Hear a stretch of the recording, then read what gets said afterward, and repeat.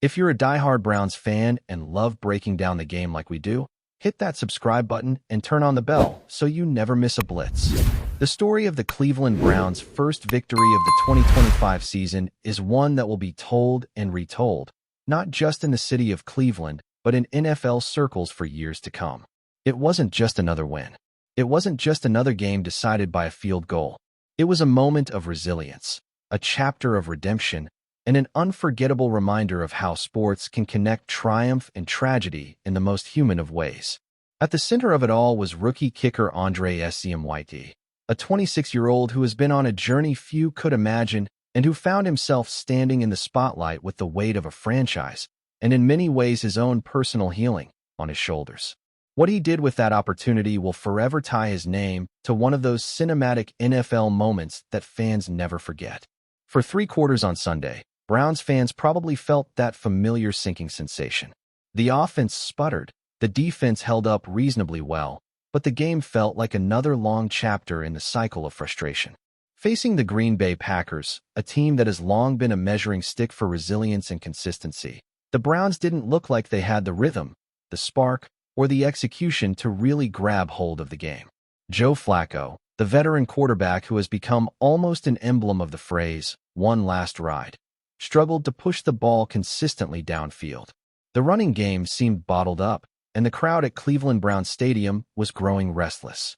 For the better part of 3 quarters, it was shaping up to be yet another Sunday where Browns fans would go home muttering the words they've said too many times. Maybe next week.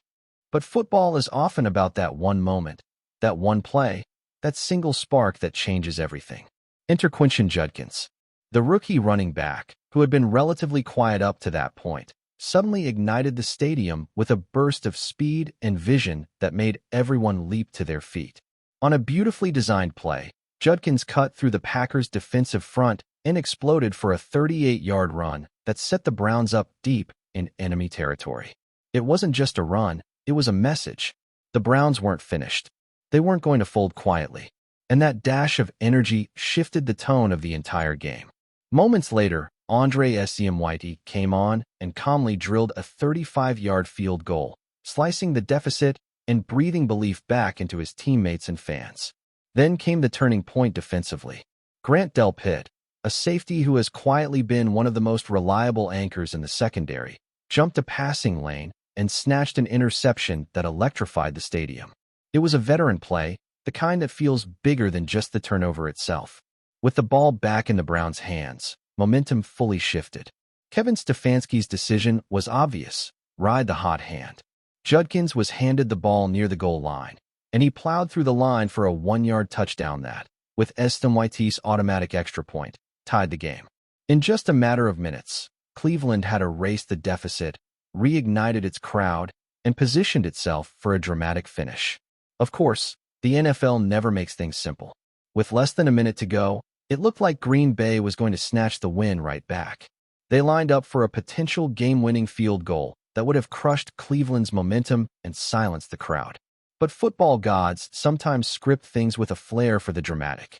Denzel Ward and Shelby Harris broke through the Packers' protection, timing their surge perfectly to block the kick. The sound of that football being deflected, the roar of the crowd, and the sudden realization that Cleveland had life again, those were the ingredients for destiny. Joe Flacco, often criticized for being deliberate, showed poise in those final moments. He connected on a couple of crucial completions, moving the Browns into field goal range. And then it was time. The spotlight shifted. Andre Myles trotted onto the field, calm and composed, though everyone knew what was on the line. A 55-yarder. The game on his foot. A rookie, still finding his place in the NFL, still grieving the loss of his mother to a brain aneurysm just months earlier, standing in the cold spotlight of professional football. And then, boom. The kick sailed off his foot, straight, true, and perfect. As it cleared the uprights, the stadium erupted in pure euphoria. The Browns won, 13-10, in the most dramatic fashion possible. Players mobbed Myles, helmets flying, voices roaring, joy spilling out in every direction. In the middle of it all stood a kicker who had just lived out the kind of moment that kids dream about in their backyards. Kevin Stefanski wasted no time in making sure the magnitude of that kick, and Estomwaitis' journey, was honored. In the locker room, in front of the entire team, Stefanski handed the game ball to his rookie kicker. His words weren't just about football. They were about life, loss, and perseverance. "You've been through a lot," Stefanski said. "We've got your back.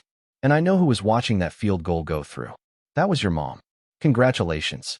Those words resonated deeply, not just with SCMYT, but with every man in that room. It wasn't about stats or standings. It was about humanity. For SCMYT, this wasn't the first time he had been under the microscope. His preseason was a roller coaster of highs and lows. Against the Rams, he nailed a game winner and earned the starting job over veteran Dustin Hopkins, a decision that raised eyebrows but spoke to Stefanski's faith in the young kicker. Then came the heartbreak against the Bengals, where he missed both a PAT and a crucial field goal in a one-point loss. It was the kind of performance that could shatter a rookie's confidence. Yet, SCMYT responded by bouncing back against the Ravens, hitting everything asked of him, including a solid 38-yarder. Through it all, he kept his perspective, reminding himself of the golden rule of kicking. Never ride the highs too high. Never let the lows sink you too low. That mental fortitude was tested again this week. Heading into the Packers game, SCMYT was listed as questionable with a calf injury. For many rookies, that might have been an excuse to take a step back, to quietly fade from the spotlight for a week. But SCMYT didn't even entertain that thought. He suited up, leaned on the faith of his teammates, and showed up when it mattered most. "They all believe in me and have been supporting me," SCMYT said afterward. So to pull through for them is extra special. And make no mistake, this wasn't just a win, it was a statement. The Browns, a team long haunted by close losses and what-if moments, proved they could close out a game in dramatic fashion. Stefanski's leadership, Judkin's emergence, Del Pitt's interception, Ward and Harris's block, Flacco's poise, and SCMYT's perfect strike. It all came together in one unforgettable night. For the fans, it was cathartic. For the players, it was galvanizing. And for SCMYT, it was the start of what could be a defining chapter in his career. As the dust settles, this game will be remembered not just for the 55-yard field goal, but for what it represented: resilience, unity, and belief. Andre SCMYT's journey, marked by personal tragedy and professional challenges, collided with the opportunity of a lifetime, and he delivered in storybook fashion. That's the kind of moment that doesn't just win games, it inspires. Enjoying the content so far? Smash that like button and drop your take in the comments. We want to hear what you think about the Browns this season. The NFL world might be about to witness one of the most shocking moves in recent memory, something that nobody thought would even be whispered about, let alone reach the point of serious conversation. Rumors are swirling, whispers are growing louder, and now there's chatter that the Cleveland Browns and the Cincinnati Bengals have quietly been working on the framework of a blockbuster trade involving none other than Joe Burrow. Yes, you heard that right. Joe Burrow, the golden boy of Cincinnati, the hometown hero who dragged the Bengals from obscurity to a Super Bowl appearance, could actually be on the move, and the destination being floated is their in-state rival, the Cleveland Browns. The very idea sounds like the kind of thing you'd see in a wild trade machine fantasy, but the murmur around league insiders suggests that this is more than idle speculation. It's a conversation that has actually been taking place behind closed doors. The shock factor of such a potential trade can't be overstated. Joe Burrow is not only the face of the Bengals, but also one of the brightest young stars in the entire NFL. Since being drafted number 1 overall in 2020, he has redefined the expectations in Cincinnati, a franchise long accustomed to being dismissed as an afterthought. His poise, leadership, and ability to deliver in clutch moments have given the Bengals a swagger they haven't felt in decades. Yet here we are, entertaining whispers that ownership in Cincinnati might be seriously considering whether the long-term price tag attached to Burrow's record-setting extension is sustainable.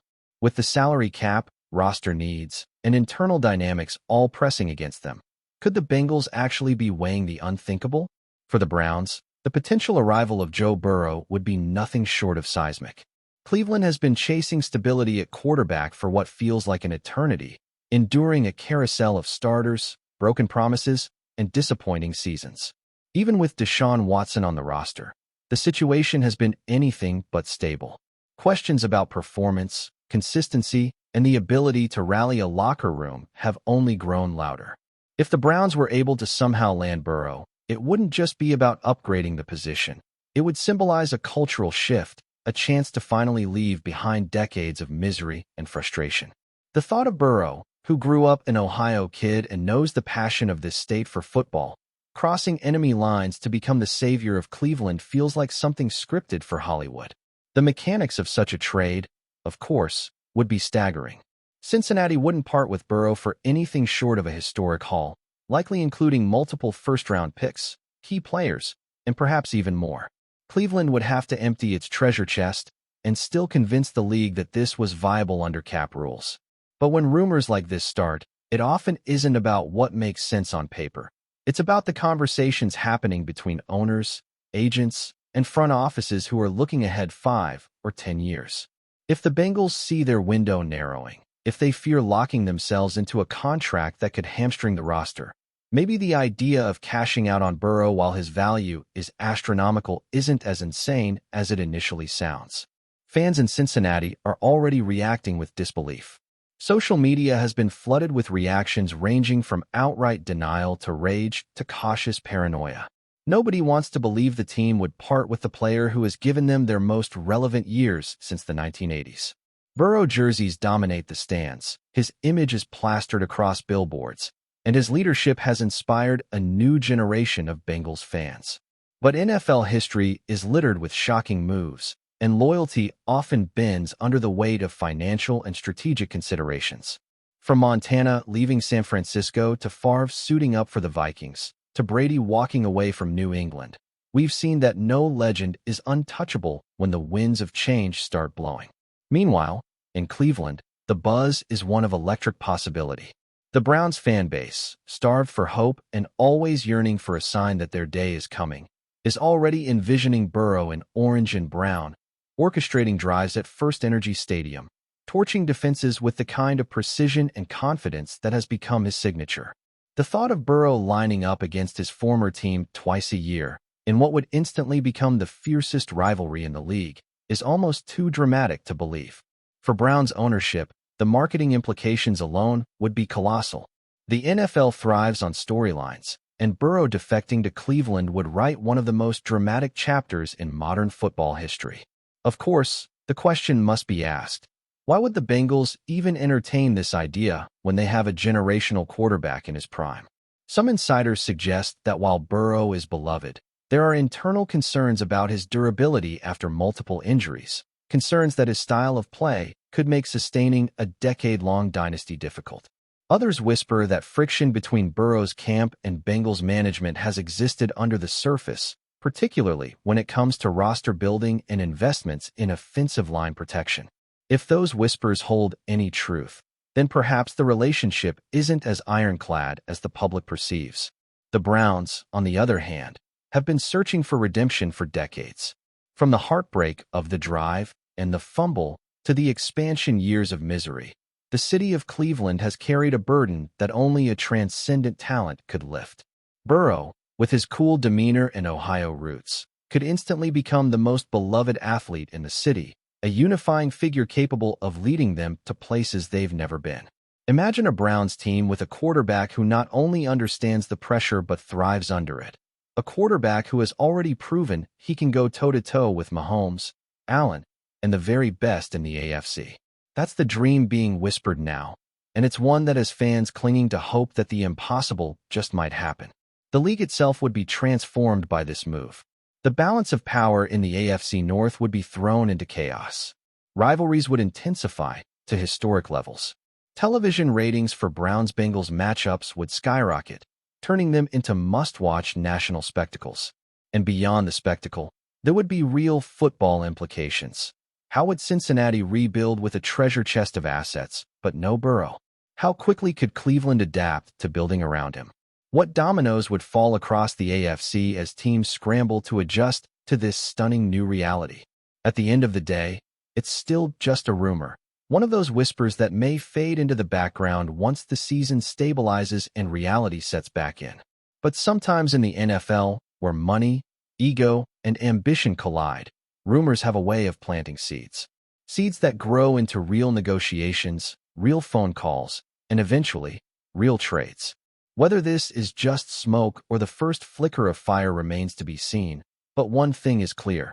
The mere idea of Joe Burrow in a Browns uniform has already shaken fans, analysts, and insiders to their core. The NFL thrives on drama, and this potential move is dripping with it. The possibility may feel remote, but as we've learned time and again in this league, nothing is impossible. And so the story continues to swirl, a mix of disbelief, hope, and dread, as fans on both sides of Ohio hold their breath. Could we actually be on the verge of witnessing one of the most shocking trades in NFL history? A move that would redefine two franchises, reshape a rivalry, and leave the entire league stunned? Or is this just one of those wild off-season storylines that never comes to pass but lingers in the imagination of fans for years to come? Only time will tell, but for now, the rumor has already done its job. It has ignited conversations, fueled debates, and reminded us why the NFL is the most compelling soap opera in American sports. Joe Burrow to the Browns. Say it out loud, because whether it happens or not, it's already one of the juiciest storylines in football. Thanks for riding with us on another Browns Blitz. If you liked the video, share it with a fellow fan, hit subscribe, and ring that bell so you're always part of the Dawg Pound conversation. Go Browns!